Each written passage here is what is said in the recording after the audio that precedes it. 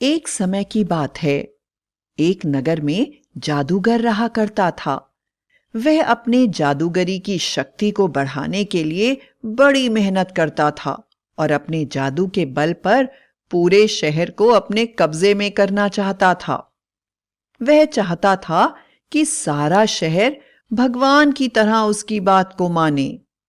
इसलिए उसने शहर वालों से कहा कि अगर किसी ने भी उसकी बात नहीं मानी तो उसे वह बहुत ही खतरनाक सजा देगा। सभी शहर वाले उसकी जादुई ताकतों से बहुत डरा करते थे। वह अपनी जादुई ताकतों के कारण जब चाहे किसी को भी अपने जादू से सम्मोहित करके उससे अपना काम कराता था। वह उन पर अपना हुक्म चलाता और जो चाहता वह काम वो करते थे। जब तक वह सम्मोहित रहते, वह जादूगर की इशारों पर नाचते रहते और फिर होश आने के बाद वापस अपने घर चले जाते। पूरा शहर जादूगर की इन जादुई शक्तियों से बाहर निकलना चाहता था, किंतु उन्हें कोई रास्ता नजर नहीं आ रहा था। एक बार नौकरी की खोज में वासुदेव नाम का एक आदमी शहर की ओर आया।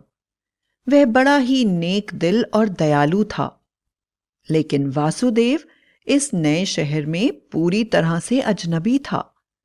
जब वह शहर में पहुंचा तो उसने मदद के लिए बहुत सारे लोगों से बात करने की कोशिश करी, लेकिन उसे लगा जैसे सभी लोग बेहोश थे। कोई उसकी तरफ देख भी नहीं रहा था, ना ही उसके किसी प्रश्नों का उत्तर दे रहा था। लेकिन कुछ घंटों के बाद वे सभी लोग वापस अपने होश में आ गए और अजनबी से पूछने लगे कि वह क्या चाहता है और उसकी मदद करने लगे। और फिर जब अजनबी ने उनसे पूछा, आखिर आप लोगों को हो क्या गया था?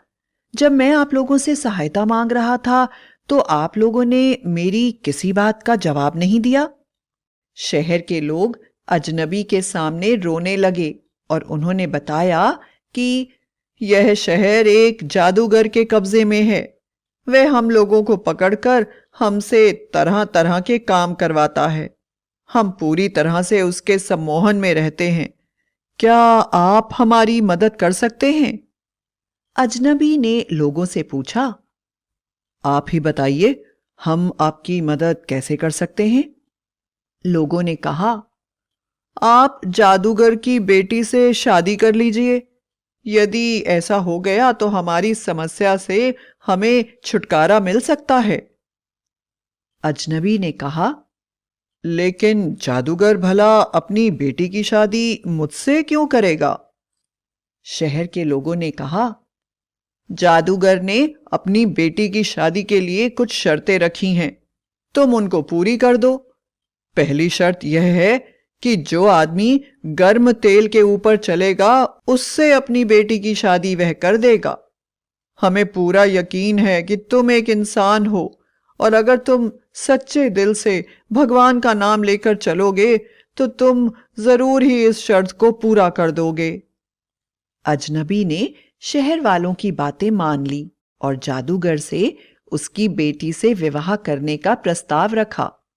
जादूगर ने तुरंत अजनबी को गर्म तेल पर चलने वाली शर्त बता दी। अजनबी ने हिम्मत करके भगवान का नाम लेकर जादूगर की गर्म तेल पर चलने वाली शर्त को पूरा कर दिया। जादूगर ने अपनी बेटी की शादी अजनबी से कर दी और अजनबी से पूछा, तुम इस शादी के लिए क्या उपहार चाहते हो?